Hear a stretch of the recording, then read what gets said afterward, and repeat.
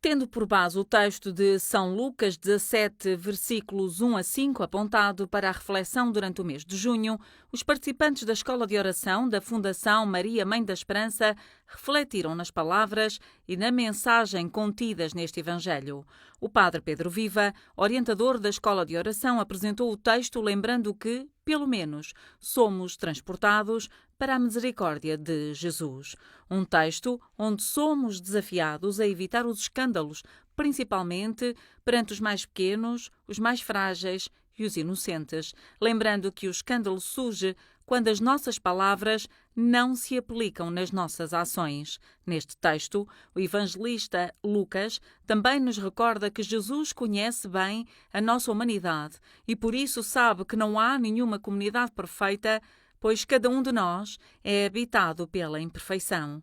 Nesta passagem fica então claro que a nossa vida sem Jesus Cristo fica muito mais difícil, mas também nos leva a perceber a necessidade do perdão. De que forma? A isso já lá vamos. Ora, por aqui, já vamos também entendendo a importância dos encontros de oração, conforme explica o padre Pedro Viva, o responsável por esta escola de oração. E estes grupos de oração, seguindo a tradição da Lectio Divina, portanto com os vários momentos, em cada mês aprofundam um texto bíblico escolhido previamente e a partir daí da Palavra de Deus como ponto de partida para conhecer melhor não só a figura e a pessoa de Jesus Cristo, mas também de alguma forma perceberem e acolherem a vontade de Deus para as suas vidas.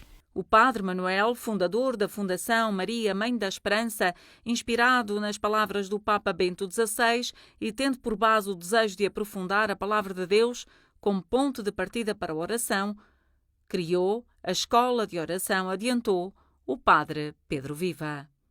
Surgiram na Fundação a partir de uma inspiração do seu fundador, Padre Manuel, a partir das palavras do Papa Bento XVI, quando da visita à Delímina dos Bispos Portugueses em 2007, quando o Papa referia Fátima como uma escola de fé, uma arte de orar, crer e amar. E foram estas as palavras que de alguma forma despolutaram no coração do Padre Manuel José este desejo de aprofundar a palavra de Deus como ponto de partida para a oração. Daí que depois foram-se constituindo, ele pensa num esquema, como é que poderia materializar, no fundo, esta organização dos grupos. Desde o início constituíram-se cerca logo de 10, 12 grupos, não só na Diocese de Leiria, mas também no Patriarcado, em Setúbal. Ana Teresa Castelo, vogal do Conselho Executivo da Fundação Maria Mãe da Esperança, conheceu a Fundação precisamente por convite do seu fundador, o Padre Manuel. Ana Teresa aceitou o convite, mesmo não sabendo para o que vinha, mas depois percebeu que colocou em prática o que tinha de teoria sobre a Lectio Divina, uma experiência única que marcou e mudou a sua vida. E, para surpresa minha, à tarde vim aqui à Escola de Oração e vim fazer uma Lectio Divina na prática, que eu não fazia a mínima ideia do que era, e para mim foi uma agradável surpresa. Foi algo que mexeu muito comigo, porque uma experiência única que eu nunca tinha feito e que me marcou profundamente. E a partir dessa altura, desse dia, desse momento, eu fiquei ligada à Fundação. Depois, mais tarde, ele convidou-me para fazer parte de um grupo como animadora. E pronto, e depois nunca mais larguei. Vítor Castelo, presidente do Conselho Executivo da Fundação, considera que o especial deste grupo de oração é ajudar a estudar a Palavra de Deus e a conseguir rezá-la na nossa vida. Este grupo que tem de especial é conseguir pegar na Palavra de Deus e portanto, com, digamos, o método da Lectio Divina, fazer um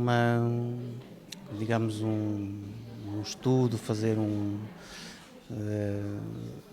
pegar nessa palavra e rezá-la, é fazer daquela palavra uma palavra viva e eficaz que possamos na nossa vida, portanto, aplicá-la ao fim e ao cabo. O casal Castelo está na direção do Conselho Executivo da Fundação há 4 meses, mas admite que um grande desafio que tem pela frente é trazer jovens para estes grupos de oração. Gente mais nova, jovens essencialmente, porque neste momento, de facto, as pessoas que constituem os grupos de oração, de um modo geral, são pessoas já com uma média etária um pouco mais elevada. E, de facto, esse é um desafio, portanto, não só aumentarmos, digamos, o número de grupos e o número de pessoas em grupos, como também trazer os jovens para esta escola de oração. Ana Teresa Castelo acredita que para cativar mais pessoas e jovens é preciso dar a conhecer a Fundação Maria Mãe da Esperança e a sua missão. Dar a conhecer melhor a Fundação, porque eu acho que há muito receio, porque, sabe, a Igreja Católica tem muitos movimentos e há muitos grupos dentro da Igreja Católica. Quando se fala numa fundação, há sempre o receio de ser mais um movimento. E acho que é aí que parte mesmo o princípio, que nós não somos um movimento, nós somos apenas um grupo de oração dentro da Igreja Católica. E é importante que as pessoas que, ao perceberem isso, se abram a querer participar melhor e mais. O padre Pedro Viva defende que atualmente há muitos jovens que procuram momentos de silêncio e de escuta da palavra de Deus. Bom, nós vivemos numa sociedade onde a cultura da dispersão é grande e tudo aquilo que exige um pouco mais de silêncio, se de alguma forma pode comprometer a atração aos mais novos. Por outro lado, também é verdade que há jovens que nos dias de hoje procuram experiências de silêncio, experiências sérias de recolhimento e de encontro com Deus. E nesse sentido, a palavra de Deus é intemporal e não tem destinatários fixos, é para todos.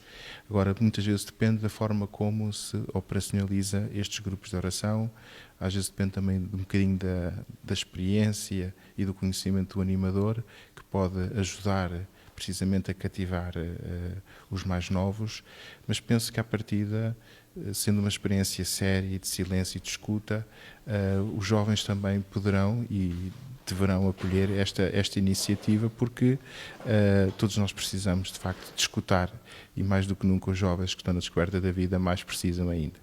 Voltemos então ao texto do Evangelho São Lucas, capítulo 17, versículos 1 a 5, que será mote de reflexão ao longo deste mês de junho e que nos remete para a necessidade do perdão.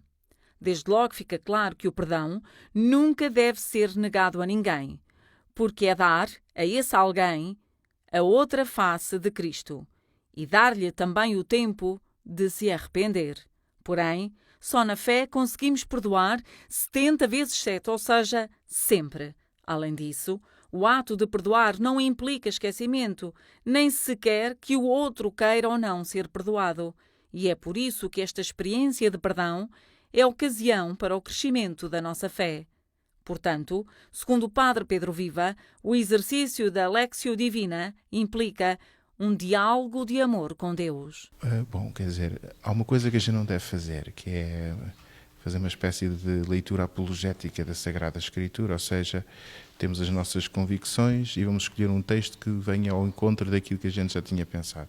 Isso era estar a instrumentalizar a palavra. Portanto, a Lectio Divina não é apenas uma leitura tipo literária de um texto, como fazemos com outros textos. Temos de ter sempre consciência que é a palavra de Deus e, nesse sentido, como nos diz a Igreja, ela deve ser lida com o mesmo espírito com que foi inspirada. Portanto, não é propriamente um passar de tempo a ler como quem lê um texto de jornal. Temos de ter consciência que é a palavra de Deus. Daí que devemos começar sempre por invocar o Espírito Santo, tomar consciência do que vamos fazer.